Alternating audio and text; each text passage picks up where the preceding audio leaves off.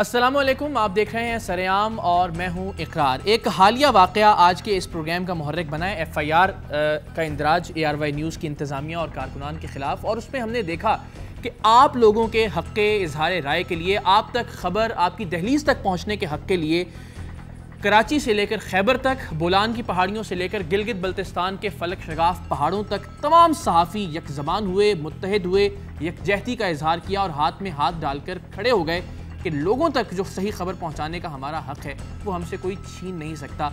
और इसी बात पर हमने ये सोचा कि अपने माजी को मद्देनज़र रखते हुए हम जैसे लोग जो कि सहाफ़त में हैं या सहाफ़त में आने की कोशिश कर रहे हैं, अपने मुस्तक़बिल का तयन कर सकें। सो आज हमने कुछ मेहमानों को अपने स्टूडियोज़ में दावत दी है। हमारे साथ इस्लामाबाद स्टूडियोज़ में परवेज़ शौकत साहब मौजूद हैं, आप सदर हैं Pakistan federal union of journalist के। कराची स्टूडियोज़ में मज़हर अब्बास साहब हैं, आप साबिक़ सेक्रेटरी जनरल हैं Pakistan federal union of journalist के, और ख़ास तौर पर उस वक्त में ये जिम्मेदारी आपने निभाई है जब मुल्क में आमिराना दौर था और आमरीत का दौरा था।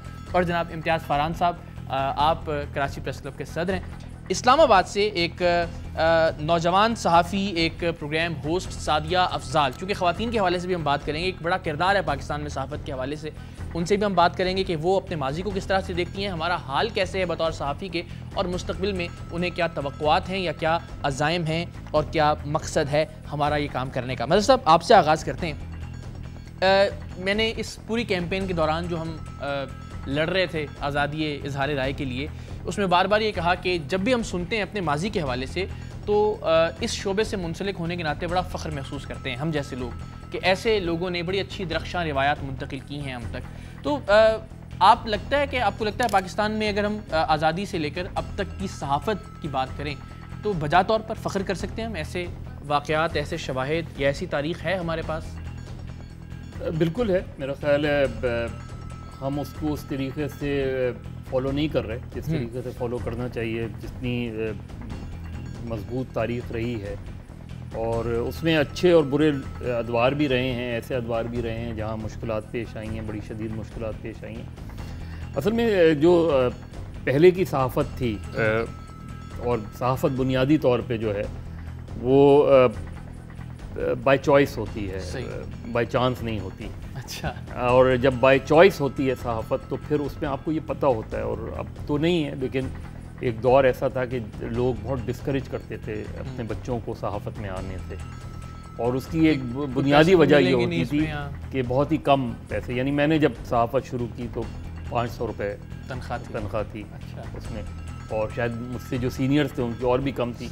और मैं ये बात कर रहा हूँ 80 की, मतलब बहुत ज़्यादा पुरानी भी नहीं है, 80 की बात कर रहा हूँ जब मैंने इस प्रोफेशन में कदम रखा। तो वो जो थी उस वक्त, लेकिन मैंने बाय चॉइस में आया, मुझे ये था कि मैं जो जानना चाह रहा हूँ असल में वो ये कि उस वक्त तो ज़ाहिर है अब हम जैसे लोग शायद ये कि टेलीविज़न है, ग्लैमर है, आप स्क्रीन पे आ रहे हैं, लोग जानते हैं, पहचानते हैं, तनख्वाहें भी माशाल्लाह से मुनासिब हैं, लेकिन उस वक्त आप क्या सोचते थे? अखबार में अगर खबर लगती भी है इब्तदाई तौर पर तो शायद आपका नाम भी नहीं छपता होगा, तस्वीर तो आना बहुत दूर की बात है, तनख्वाह आप बता रहे हैं खुद, तो क्यों नहीं वकालत की तरफ, डॉक्टरी की तरफ, इंजीनियरिंग की तरफ, यानी सहाफ़त क्यों? देखिए, उसमें एक चीज़ थी मेरे, मतलब मैं अपने एक्सपीरियंस से, हर का अपना एक्सपीरियंस है, मेरा ये था कि मैं जो चीज़ें अपने माशरे में देखता था, जिन एज ए स्टूडेंट एक्टिविस्ट देखता था कि ये चीज़ें हैं जिन पे गुस्सा भी आता था, वो भी आता था। तो जर्नलिज्म वो वाहिद प्रोफेशन था जिसमें मुझे ये फील होता था कि इसमें जाके आप इन चीज़ों के बारे में लिख सकते हैं। अच्छा।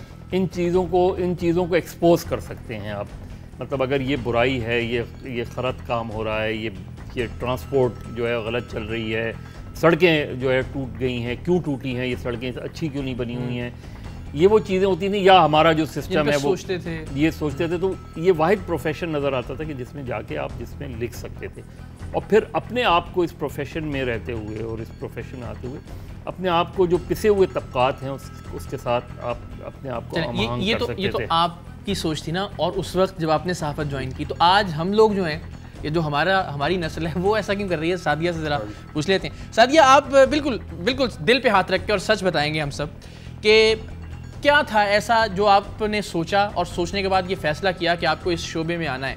मज़हर साहब ने बताया कि उस वक्त में तो ज़ाहिर है वो गुस्सा, वो गुबार, वो सोच विचार जो वो करते थे हालात के बारे में, उनको निकालने का एक ज़रिया इन्होंने समझा कि तहरीर कर सकते हैं, लिख सकते हैं। आपने क्या सोचा इस शोबे में आने से पहले?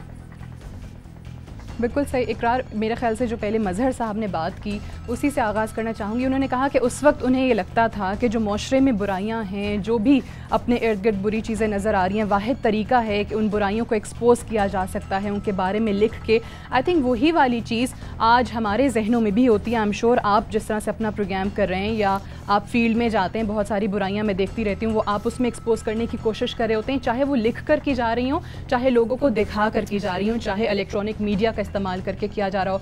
आपने मेरी बात की, मज़हर साहब की बात मुझे बहुत अच्छी लगी, जैसा उन्होंने कहा कि ये बाय चॉइस होती है सहाफ़त, बाय चांस नहीं होती। 2003 में मैंने आगाज़ किया, तकरीबन 10 साल मुझे भी होगा इस फील्ड के अंदर, और यही था कि मैं बिज़नेस एडमिनिस्ट्रेशन कर रही थी। और जब एक बार गए, टीवी देखा और चाहा कि नहीं अब जाना चाहिए, यहाँ पर प्रोग्राम भी एक किया जा सकता है, एक ऐसा प्रोग्राम किया जा सकता है जिससे वाकई में बुराइयों को आप सामने लेकर आ सकें। क्योंकि मुझे भी यही लगता था कि ये प्लेटफॉर्म हमारे पास है, एक ऐसा फोरम है जिस पे आप अपनी आवाज़ उठा सकते हैं। और फिर मैं वो बिज़नेस एडमिनिस्ट्रेशन छोड़कर जर्नलिज़म को पढ़ा। अच्छा। इसलिए पढ़ा कि अगर आप काम कर रहे हैं कोई, तो आपको उसका थोड़ा सा बैकग्राउंड नॉलेज ज़रूर, गो के कहा जाता है कि ऑब्वियसली पढ़कर वो चीज़ नहीं आती। जब आप प्रैक्टिकल लाइफ में आते हैं, बहुत सारी चीज़ों को अपने ख़ुद मुशाहिदा करते हैं, ख़ुद देखते हैं, लोगों से सुनते हैं, अपने सीनियर्स से सुनते हैं, तो आपको इस्लाह का बहुत मौका मिलता है, सीखने का मौका मिलता है। आपने पहले कहा था कि उस वक्त जो डॉक्टरी की तरफ लोग कहते थे बच्चों को कि जाएं इंजीनियरिंग करें, आजकल अनफॉर्चुनेटली डॉक्टर भी एक एंकर है, इंजीनियर भी एक एंकर है। हर कोई ये कहता है कि जी पैसे अच्छे मिल रहे हैं, यहाँ पर जो है वो तनख्वाहें अच्छी हैं, तो क्यों ना ये प्रोफेशन यूज़ कर लिया जाए या इसका इस्तेमाल हो। मैं एक चीज़ यहाँ पर कहना चाहूँगी, गो के थोड़ी तल्ख है, लेकिन पाकिस्तान के क़याम से लेकर अब मुझे नहीं पता कि आप कौन से डॉक्टर की तरफ इशारा करें। बहरहाल मैं एक ये बात ज़रूर करना चाहूँगी कि क़याम पाकिस्तान से लेकर 66 बरसों में हम ये कहते आए कि पाकिस्तान तो बना दिया बुज़ुर्गों ने, आबा अजदाद ने, कायदे आज़म की कुर्बानियाँ, हम कहते हैं अल्लामा इकबाल का ख्वाब, सब कुछ याद करते हैं। 14 अगस्त आता है तो उसको सेलिब्रेट भी करते हैं। लेकिन आज भी टॉक शोज़ में हम बैठ के कहते हैं कि जी जब हम बच्चे थे तब से हम यही सुनते आ रहे हैं कि आज पाकिस्तान जो है वो अपने नाजुक तरीन दौर से गुजर आए। हम क़यादत से शिकवे करते हैं, हम कहते हैं कि जी आमरीत इस मुल्क में रही, हम कहते हैं कि जी जमहूरियत आई तो सियासतदान डिलीवर नहीं कर सके। आई थिंक उसी तरह वो कुर्बानी जो हमारे आबा अजदाद की थी, उसको जिस तरह लीडरशिप आगे लेकर नहीं चली, जो कुर्बानियाँ सहाफ़त के लिए उस वक्त के सहाफ़ियों ने दी, हम उस चीज़ को आगे लेकर नहीं जा सके। आज उसमें नाकाम नजर आते हैं। आता हूं शादी आपकी तरफ, लेकिन एक सवाल जो आपकी गुफ्तगू के पहले हिस्से से मेरे जहन में रह गया, सर ये सहाफ़त पढ़ना ज़रूरी है? यानी अब तो खैर वो बड़ी उसकी जदीद फॉर्म्स भी आ गई, मैस कम्युनिकेशन, अब उसके भी बहुत सारे शोबे, फिल्म है, ड्रामा है और ज़ाहिर है जर्नलिज्म की बहुत सारी। ये पढ़ना ज़रूरी है, ये सीखना ज़रूरी है, या एक वाकई डॉक्टर जो है वो सहाफ़ी हो सकता है, एक वकील सहाफ़ी हो सकता है, एक इंजीनियर सहाफ़ी हो सकता है? देखिए सब हो सकते हैं। असल चीज़ पढ़ना, बेसिकली पढ़ना ज़रूरी है, सहाफ़त आप पढ़ें या ना पढ़ें। अच्छा, तो हमारे यहाँ जो मसला ये है वो लोग पढ़ते नहीं हैं, हमारे यहाँ तारीख़ नहीं पढ़ते, हम सब किताबें तो खैर डिबेट का वास्ता ही नहीं है। हाँ, डिबेट नहीं करते। अल्फाज का चुनाव हमारे यहाँ सही नहीं होता, चाहे वो न्यूज़ में हो या प्रोग्राम्स में हो, कि हमें कौन से अल्फाज किस जगह बोलने हैं ये हमें नहीं पता होता। इन चीज़ों का, उस चीज़ का बैकग्राउंड हमें नहीं पता होता। कोई अगर आपने पाकिस्तान की सियासत पढ़ी है, आप सियासत पे कोई भी प्रोग्राम करेंगे, अगर आपको सियासी तारीख़ नहीं पता, सियासत की तारीख़ नहीं पता, तो फिर आपको प्रॉब्लम कहीं ना कहीं फेस होती है। तो ये जो चीज़ें हैं ये बहुत ज़रूरी होती है। देखिए जब हम जर्नलिज्म ज्वाइन किया था तो बेसिकली वहाँ ये होता था कि चाहे आप अंग्रेज़ी में चाहे उर्दू में, ये दो सब्जेक्ट देखे जाते थे कि इनमें ये कैसा है, जो भी स्टूडेंट है ये इनमें कैसा है, क्योंकि या आप अंग्रेज़ी में लिखते थे या आप उर्दू में लिखते थे। बाद में हमारी जो है सिंधी लैंग्वेज में बहुत ज़्यादा, सबसे ज़्यादा जो रीजनल लैंग्वेज ने डेवलप किया है जर्नलिज्म में वो सिंधी उसमें है। लेकिन ये कि लैंग्वेज का होना, और फिर अब तो ये कि मतलब सोशल साइंस में आप अगर आप गए हैं या इवन इंटरनेशनल रिलेशंस भी में भी आप हैं तो आप आ सकते हैं। कोई बिल्कुल भी मेरा ख्याल है पाबंदी नहीं है कि आप जो है वो, पाबंदी भी नहीं। और सबसे ज़्यादा ड्रॉप आउट रेट जो है वो मैस कॉम डिपार्टमेंट के लोगों का है, प्रैक्टिकल जर्नलिज्म का। अच्छा, सबसे ज़्यादा कम लोग आए हैं प्रैक्टिकल जर्नलिज्म में। यानी इधर उधर के मज़ामीन पढ़कर ज़्यादा लोग हैं जर्नलिज्म में, जबकि बाकायदा जर्नलिज्म पढ़ के आने वालों की तादाद कम है। अब और जब टेलीविज़न इंडस्ट्री ने ग्रो किया तो उसमें तो फिर बेशुमार लोग ऐसे आए कि जिन्होंने बिल्कुल ही वो है, और इसीलिए शायद उनको उस चीज़ का हिस्ट्री का भी नहीं पता, इस मूवमेंट का भी नहीं पता। जनरल मुशर्रफ बड़े ज़ोरों से कहते रहे कि ये मैंने आज़ादी दी है, उन्हें यही नहीं पता कि उसकी स्ट्रगल कितनी रही है, कितने लोगों का लहू बाकायदा वाकई लहू शामिल है। उनको ये अंदाज़ा ही नहीं था कि किस तरीके से जो है फेस किया है। देखिए उस वक्त जो जर्नलिज्म होती थी उसमें हम इंजॉय ये करते थे कि हमें ये पता होता था कि ये पाबंदी है। अब उस पाबंदी के बावजूद आप किस तरीके से अपनी बात का इजहार कर सकते हैं, ये बड़ा इम्पॉर्टेंट होता था हमारे लिए कि आप, और उसमें ऐसे राइटर्स होते थे, आज भी वो जिंदा हैं, आईए रहमान साहब हैं, हुसैन नकवी साहब हैं, अफजल खान साहब हैं, और बेशुमार लोग हैं जो उस वक्त उनको फ़न आता था, और यही कि लैंग्वेज पे क्योंकि कमांड होती थी तो उन्हें फन आता था कि बिटवीन द लाइंस कैसे लिखा जा सकता है। एक चीज़ मैं ज़रा और सादिया से पूछ के फिर वापस आता हूँ, बाकी मेहमानों से भी उसका जवाब मैं लेने की कोशिश करूँगा। सादिया, ये कभी बहस हुई आपके हलकों में या जहाँ आप मौजूद हो वहाँ, या कभी इस अंदाज से आपको देखा गया कि आप तो सहाफ़ी हैं ही नहीं? यानी नॉर्मली एक बहस है कि प्रोग्राम एंकर्स जो हैं बिल उमूम उन्हें सहाफ़ी तस्वुर ही नहीं किया जाता। एक बात तो किसी हद तक दुरुस्त भी कि चूँकि फील्ड में नहीं होते ये लोग, ज़्यादा बैकग्राउंड की भी जिस तरह हमने तफसील से बहस की, ये कभी आपको इसका सामना करना पड़ा बतौर एक एंकर के? बहुत इकरार, बहुत ज़्यादा ये चीज़ होती है। मेरे ख़्याल से अगर एक सहाफ़ी जो ख़ुद अपने आप को सहाफ़ी कहता है, या अगर एक एंकर इस तासुर को गलत साबित करना चाहता है कि वाकई उसको सहाफ़ी समझा जाए, तो उसको ख़ुद से भी, क्योंकि अगर एक आप चैनल के साथ वाबस्ता हैं या किसी एक आप कह लीजिए कि अखबार के साथ वाबस्ता हैं, तो आप लिख रहे हैं, आपका लिखा जो है वो पढ़ा जा रहा है, बट अगर चैनल आपको मौका फ़राहम करता है तो मैं नहीं मानती कि कोई भी एंकर अगर चाहे कि वो फील्ड में जाना चाहता है, कोई एंकर ये चाहे कि वो फील्ड में जाकर एक्सपीरियंस गेन करना चाहता है ताकि अपने आप को वो वाले तमाम मुशाहिदात जो कि सहाफ़ी जिनको कहा जाता है, जिस तरह इतने सीनियर लोग आपके पास कराची स्टूडियो में भी मौजूद हैं, तो ये एक्सपीरियंस गेन करने की बात होती है। अगर खुद से एफर्ट की जाए तो डेफिनेटली किया जा सकता है। दूसरी चीज़ जिस तरह मैंने पहले बात की थी, जिस पर मैं लाजमी बात करना चाहूँगी कि आपसे एक्सपेक्टेशंस भी बहुत ज़्यादा लगा ली जाती हैं। जो टीवी एंकर्स हैं, आई एम श्योर आपको बहुत सारे लोग फ़ोन करते होंगे कि जी ये मसला है, यहाँ आएँ, यहाँ आकर देखें, ये बुराई है, इसको हाईलाइट करें, इसको सामने लेकर आएँ। आपसे एक मसीहा का रोल एक्सपेक्ट किया जाता है। आपको बहुत सारे लोग, मैं गो के पॉलिटिकल टॉक शोज़ करती हूँ, मुझे ऐसे इश्यूज़ पर फ़ोन आ जाएंगे या कोई ईमेल आ जाएगी जो कि सोशल इश्यूज़ हैं, तो ऑब्वियसली मैं कोशिश करूँगी कि जो मेरे कॉलीग्स सोशल टॉपिक्स पर प्रोग्राम्स करें उन तक रेफ़र कर दिया जाए।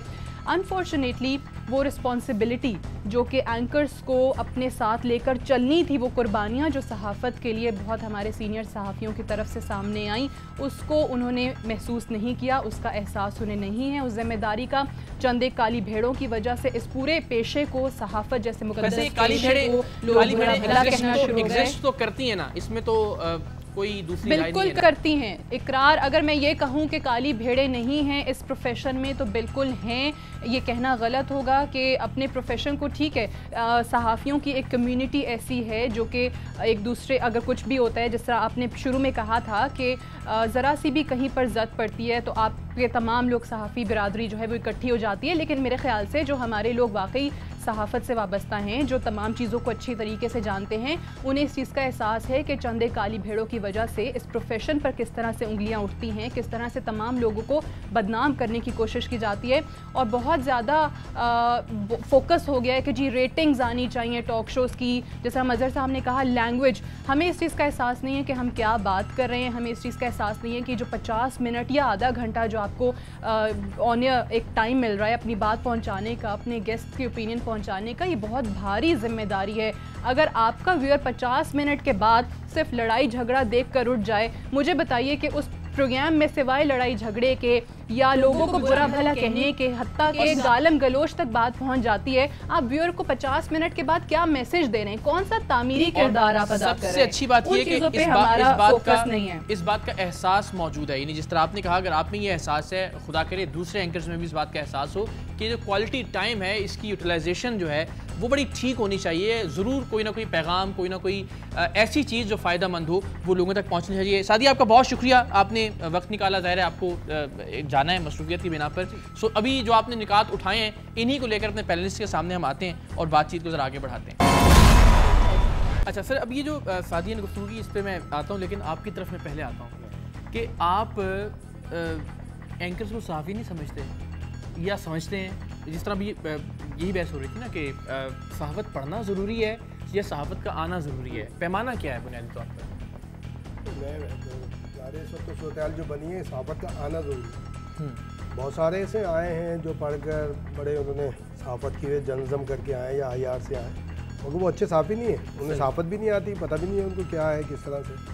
मैं तो ज़ाती तौर पर समझता हूँ कि नो का पाना, जिसने वो कहते हैं ना छोटे ने नो का पाना पकड़ा हो, वो असल चीज़ है उसमें कि भाई। और मैं ज़ाती मेरी राय है कि इसको आप सिखा भी नहीं सकते सहाफ़त किसी को, उसको थोड़ा सा रिफाइन कर सकते हैं, आप उसको ग्रूम कर कहते हैं ना विकेट कीपर बाय बर्थ ही होता है, बिल्कुल, और उसको ये है कि आप ट्यून कर दें थोड़ा सा, बस और ऐसा ही है कुछ ऐसे बहुत सारे ऐसे मिलेंगे आप क्या बाद में। ठीक है, आप थोड़ा वो हो जाते हैं, रिफाइन हो जाते हैं, बहुत सारी चीज़ें सामने आ जाती हैं, वरना मैं नहीं समझता कि इस तरह से। ठीक है, तो इसी सवाल को लेकर प्रवेश डॉक्टर साहब आपके पास आ रहा हूँ। ज़ाहिर है जिस तरह सादिया अफजाल बात कर रही थी, और अक्सर ये सामना करना पड़ेगा, मैं ख़ुद को सहाफ़ी कहते हुए डरता हूँ और कहता नहीं हूँ वैसे, अभी तक मैंने ऑन रिकॉर्ड कभी भी ये नहीं कहा, तो मैं क्या कह सकता हूँ ख़ुद को सहाफ़ी, या सहाफ़त के लिए वाकई जिस तरह उन्होंने कहा कि बाकायदा जिस तरह उस्तादों की एक तरह से मार खाना पड़ती है कि आप में वो सहाफ़त की जो सेंस है, जो ख़बर का समझ में आना है, वो पैदा होना चाहिए आपके जहन में, ये ज़रूरी है, या बस टेलीविज़न पे आ गए, अच्छा लगते हैं, अच्छा बोलते हैं, तो बस आप भी सहाफ़ी हो गए? बिस्मिल्लाहिर्रहमानिर्रहीम, बहुत अच्छा ये इम्पोर्टेंट सवाल है। मैं ये समझता हूँ कि मैं इसको दो तरह से लूँगा, एक प्रिंट मीडिया के सहाफ़ी और एक इलेक्ट्रॉनिक मीडिया के सहाफ़ी। ठीक। प्रिंट मीडिया के जो जर्नलिस्ट हैं, वो एक तो सबसे ज़रूरी चीज़ जो है, जैसे फरहान ने कहा कि जो पैदाइशी जर्म्स होते हैं ना, कि एक पेशे में जाने के लिए और फिर वो उसके लिए नोक पलक सिर्फ दुरुस्त करनी पड़ती है और वो अच्छा सहाफ़ी बन जाता है। हाँ, प्रिंट मीडिया के जो लोग हैं, उन्होंने अपने सीनियर से सीखने की कोशिश की है, और वो इसी वजह से जो वहाँ से इलेक्ट्रॉनिक मीडिया में लोग आए, वो बहुत अच्छे एंकर्स भी हैं और बहुत अच्छे सहाफ़ी भी हैं।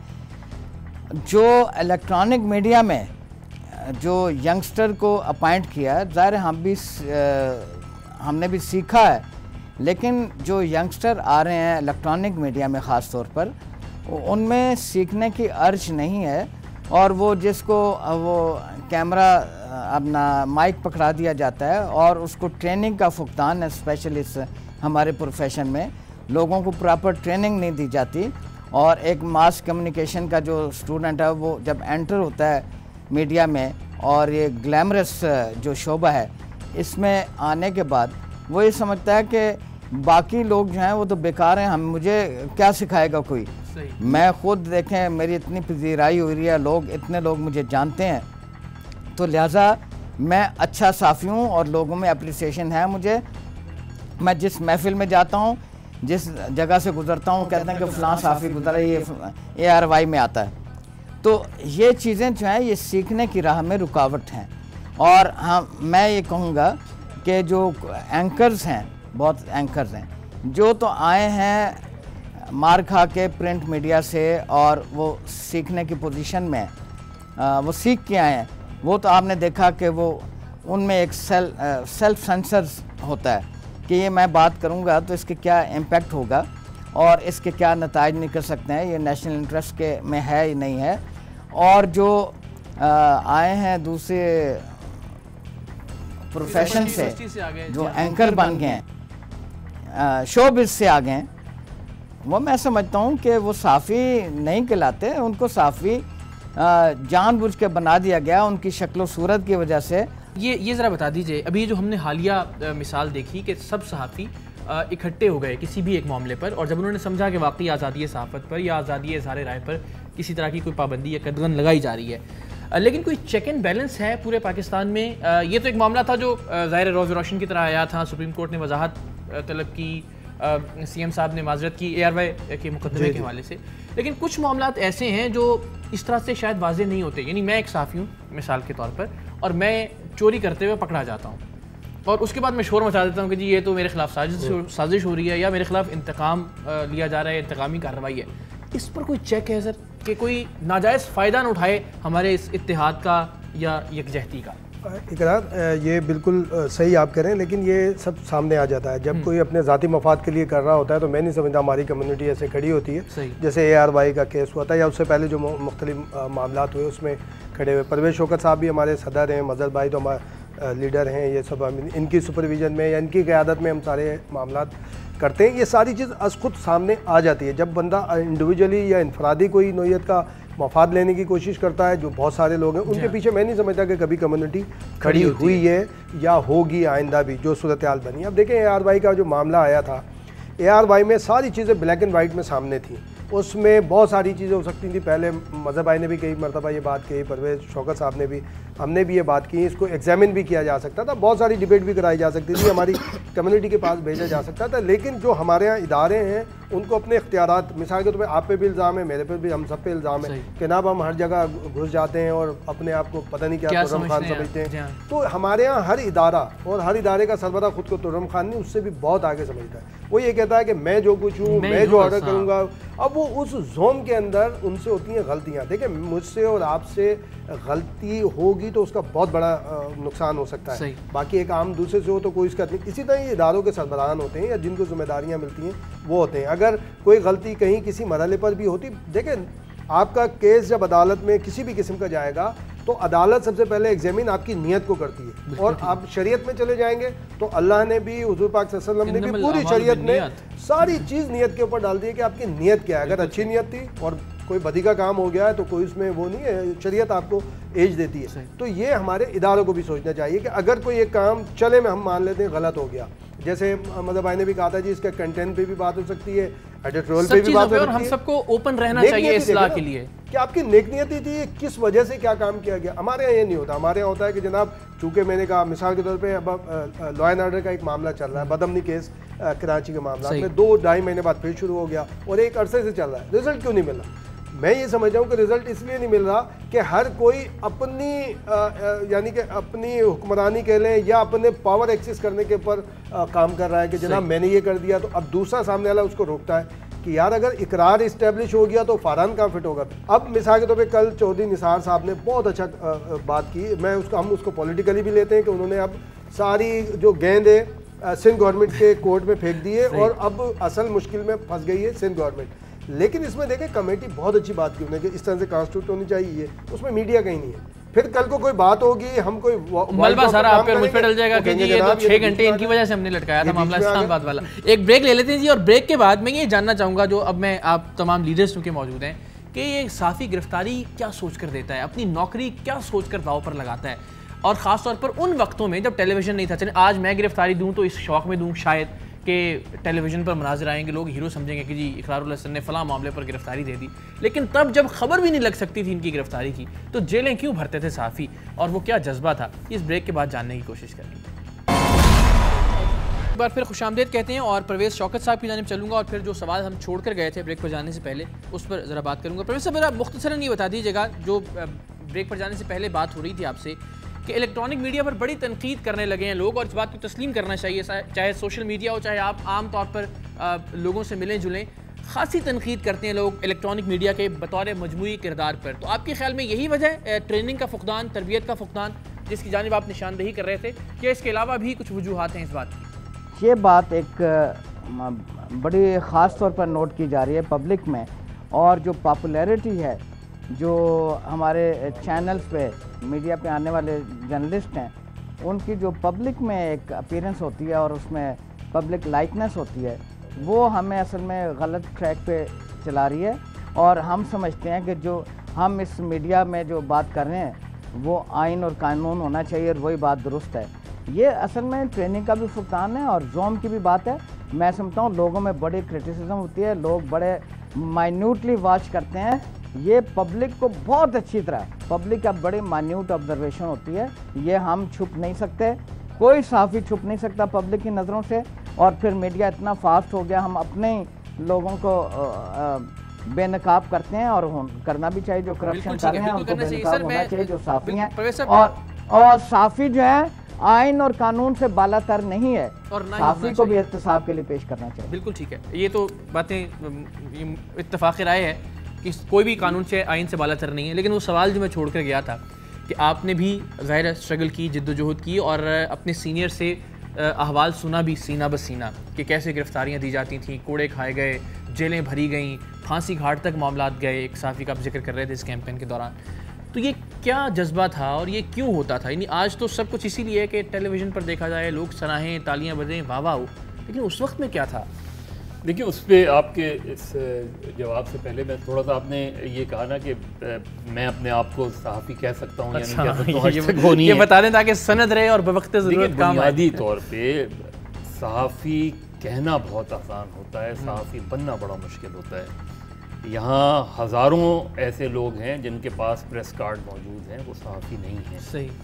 तो सहाफ़ी अपने आप को कहलाना बहुत आसान होता है आपके लिए, सहाफ़ी बनना बड़ा मुश्किल होता है। बुनियादी तौर पे सहाफ़ी की दुनिया भर में जो डेफिनेशन होती है, डिफ़ाइन होती है, वो ये है कि आपकी होल सोल आमदनी आपके इसी प्रोफेशन से हो। अच्छा।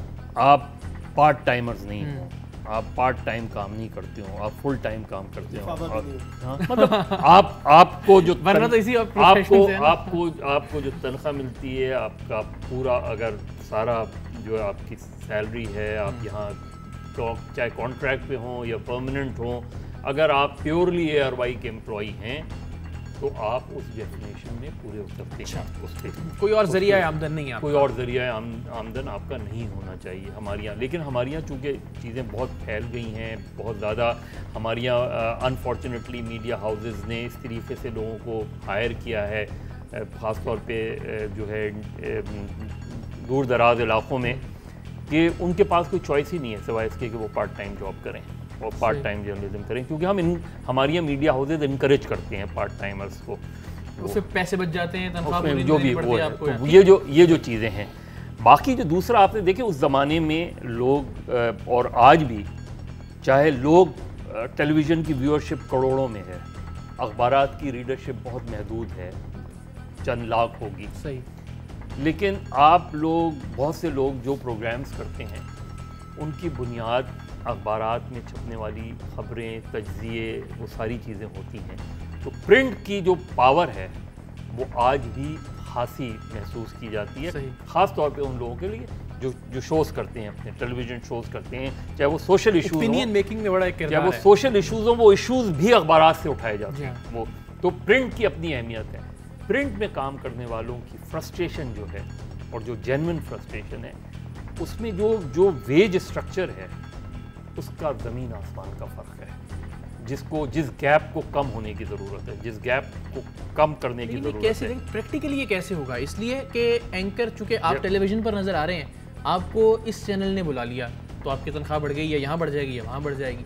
अब क्योंकि जब आप क्रॉस मीडिया ओनरशिप करते हैं, हर चैनल अखबार निकालने का सोचता है, इसका मतलब है वो अखबार की अहमियत को महसूस कर रहा है। तो जिस अहमियत को महसूस कर रहा है, उसमें काम करने वाले की का सैलरी स्ट्रक्चर क्यों ना बेहतर हो। इसलिए कि आप लाना चाहते हैं, इसलिए कि आपको पता है कि मेरे चैनल की खबर, मेरे चैनल के प्रोग्राम की कवरेज कोई दूसरा अखबार नहीं करेगा। बिल्कुल ठीक है। तो इसलिए ज़रूरी अखबार की अहमियत को आप बाकी देखिए, उस ज़माने में जो गिरफ्तारी, उस ज़माने की जो मूवमेंट्स थी, अब 70 में सिर्फ 50 रुपये इंटरम रिलीफ के लिए पूरे पाकिस्तान में 10 रोज़ की हड़ताल की गई।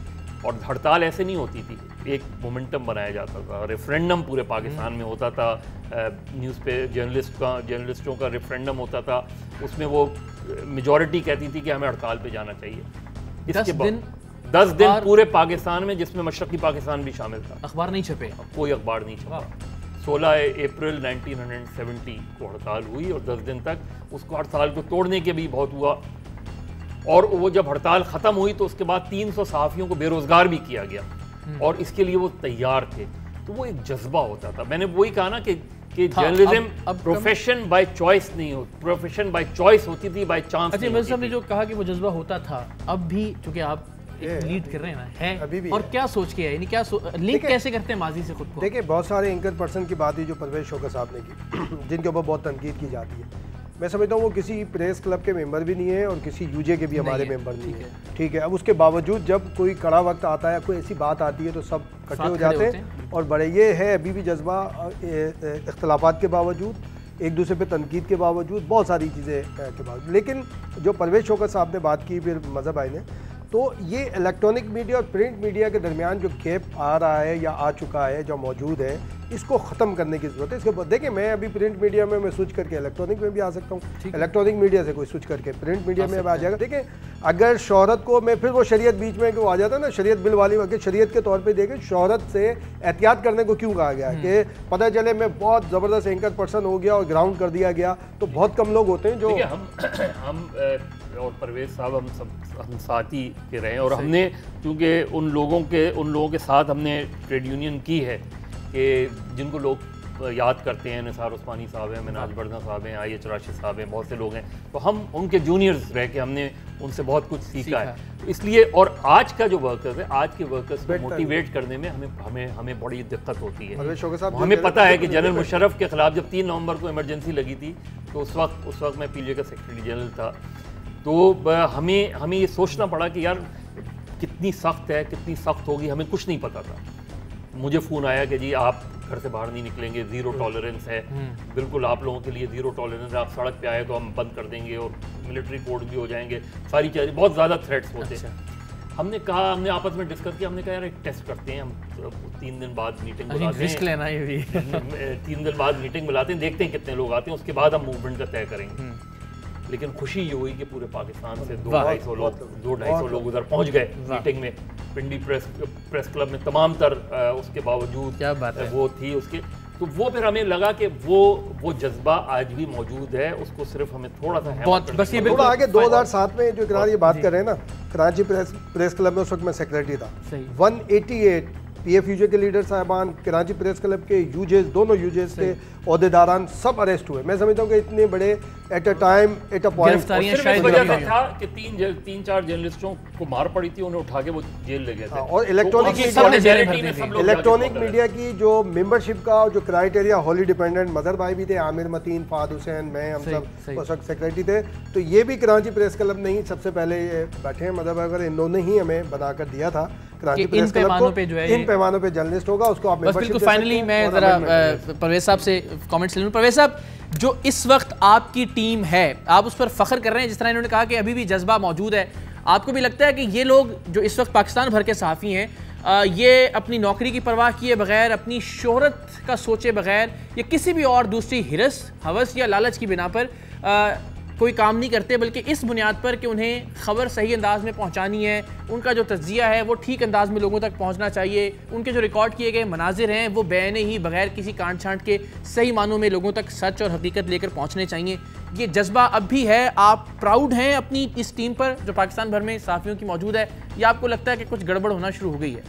फाइनली देखें जी, बात है कि जो मदर अब्बास साहब ने बात की कि जो उस वक्त का दौर था, जो हमारे कायदीन थे, निसार उस्मानी साहब, मिनाज बरना साहब, IH राशिद साहब, छापरा साहब, ये असरार साहब, ये लोग बहुत ही एक फरिश्ता सिफत लोग होते थे, और हमने उनको देख के हम ये कहते थे यार कैसे लोग हैं ये, अपना आप बिल्कुल माइनस करके ये लोगों के लिए स्ट्रगल करते हैं। वही जज्बा हमारे अंदर, अगरचे उसमें कमी इस हवाले से आई है कि अब वैसे कारकुन नहीं होते, इन तमाम कबाहतों के बावजूद मैं फ़ख्र से कह सकता हूँ, आपने रिसेंटली ARY का वाक़या देखा कि हमने कितनी 24 आवर्स से पहले PFUJ की कॉल पर पूरे पाकिस्तान के चप्पे चप्पे से लोगों ने एजिटेशन किया, और हमने बड़ी अर्जेंटली ये कॉल दी थी, और बड़ा उसमें लोगों ने हमारी कॉल पे लब्बैक कहा,